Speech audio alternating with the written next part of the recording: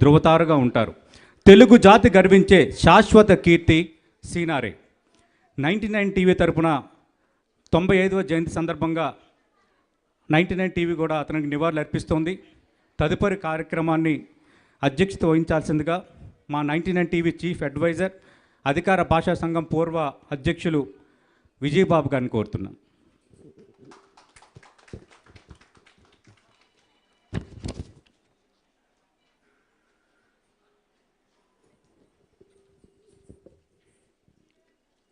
సభకు నమస్కారం.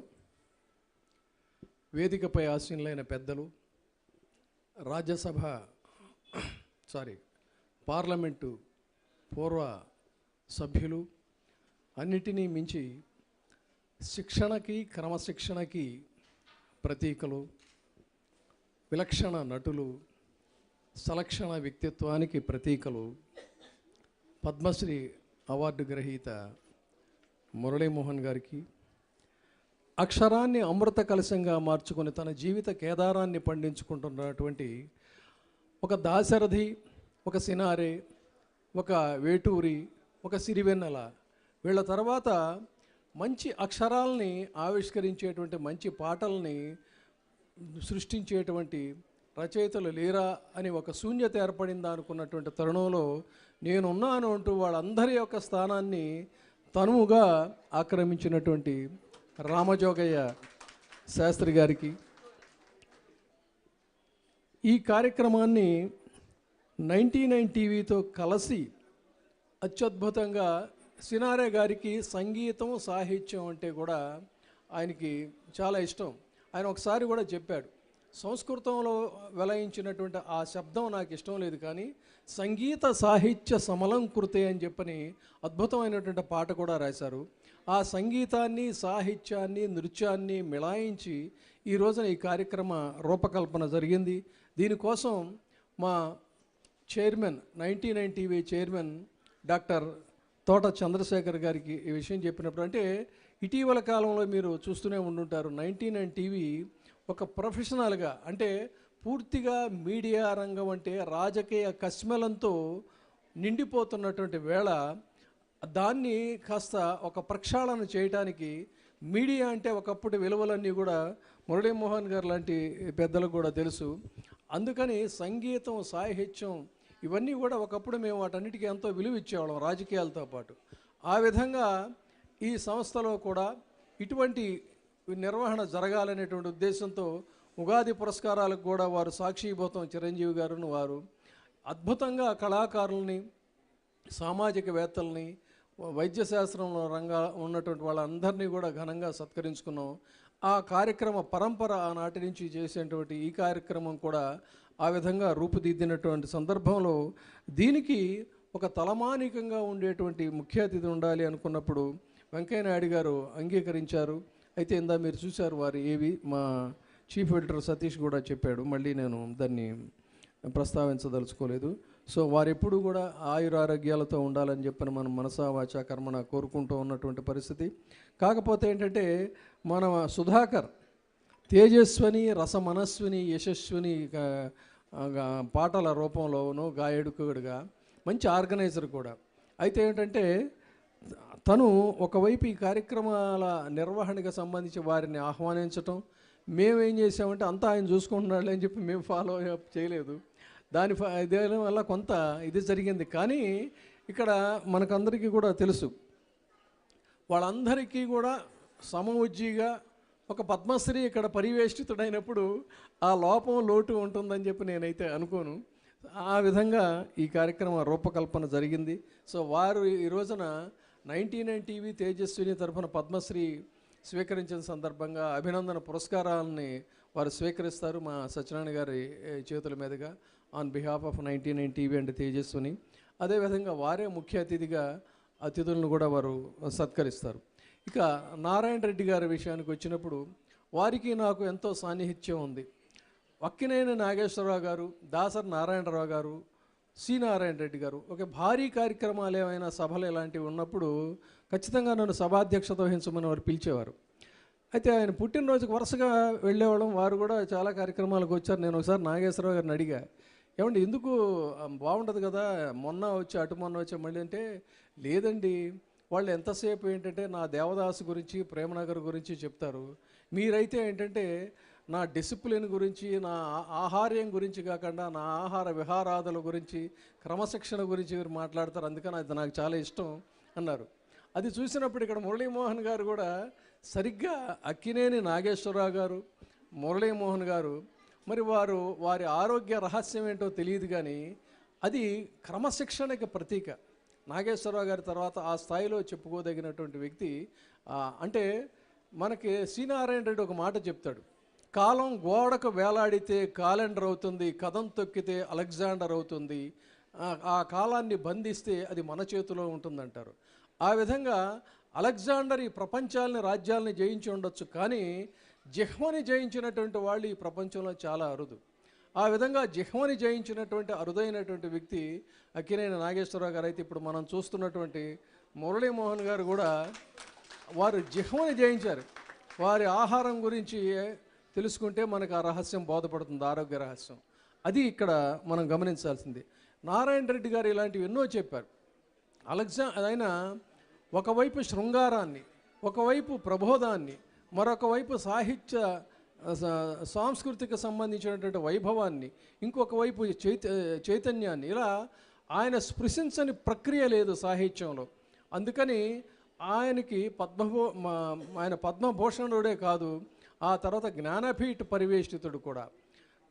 ఆయన చెప్తాడు ఒక చోట ఏమనంటే, కాలం కీలెత్తి పిలుస్తోంది అని మనం అంటాం, కాలం కేలెత్తి పిలుస్తోంది అని చెప్పని ఆయన చెప్తాడు. నేను పుట్టకముందే నా నెత్తి మీద నీలితెర, కాళ్ళ కింద ధూళిపొర, మనసుకు ఉడుపు మనిషి, మనిషికి ఉడుపు జగతి, ఇదే విశ్వంభరాతత్వం అని చెప్పని ఒక గొప్ప వేదాంతాన్ని ఒకవైపు ఆయన ఆవిష్కరిస్తే, ఇంకొక వైపు కలువ పూల చెంత చేరి కైమోడ్పులందించింది ఆయన పాట, అంగన ఫాలాంగణాన ముంగురులు సవరించింది ఆయన పాట, కలికి చూపుల కరగించింది, కరక చూపుల జడిపించింది, అందుకనే ఆయన పాట నిత్య చైతన్య పూదోట అని చెప్పుకోవచ్చు. ఎందుకంటే లలిత గీతాలని, సలలిత గీతాలని, సులలిత గీతాలని, కవోష్ణ రుధిర విప్లవ కాసార గీతాలని కూడా అలవోకగా ఆవిష్కరించినటువంటి వ్యక్తి. ఎన్టీ రామారావు గారి ప్రోత్సాహంతో అత్యద్భుతమైనటువంటి అత్యున్నత శిఖరాలకు అందుకున్నటువంటి సాహిత్యంలో శిఖర సమాయమానుడు అని చెప్పాల్సినటువంటి అవసరం ఉంటుంది. ఇక ఆయనకి మహిళలంటే ఎంత గౌరవం అంటే, ఆయన ఆడపిల్లలందరికీ కూడా నదుయమ తల్లుల పేర్లు పెట్టుకున్నాడు. అది అలా ఉంచినట్లయితే, నేల మీద పుట్టిన దేవతర అమ్మ, కన్నీళ్ళు చనుబాలు కలబోస్తే ఈ జన్మ, ఆడది మహిళ పడతి తన యొక్క స్వార్థాన్ని విడనాడి తరుణి తల్లి అవుతుంది, జీవితమంతా దానికోసమే పోరాడుతుంది. తల్లిని చూసి పొడమి పొంగిపోతుంది. అంటే పొడమిని తల్లితో పోలుస్తాడు ఆయన. అయితే తల్లిని కాలేకపోయానే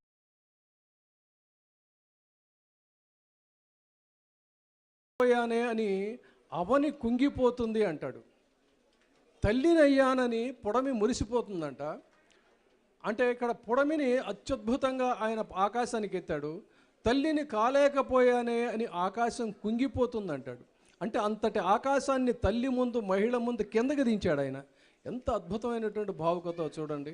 ఇలా నారాయణ రెడ్డి గారి గురించి నేను మాట్లాడుతూ పోతే చాలా పరంపర అలా సాగిపోతూనే ఉంటుంది. అందుకని నిజమైన వ్యక్తిత్వం నోట్ల కట్టల్లో లేదు, నిజాయితీలోనూ కష్టపడేటువంటి తత్వంలోనూ ఉండి ఆకాశపు అంచులను అందుకోవటంలో ఉంటుందని చెప్పి వ్యక్తిత్వాన్ని కూడా ఆయన అద్భుతంగా స్పృశిస్తాడు. అయితే నల్లని నాగళ్ళు దున్ని నా జీవితంలో మణులు పండించినటువంటి కర్షకమణి నా తండ్రి మల్లారెడ్డికి నమస్కారం అని చెప్పని తండ్రికి కూడా సాహిత్యపరంగా నమస్కరించినటువంటి ఒక గొప్ప రచయిత, కవి ఆయన. అలాంటి వ్యక్తి ఆయన.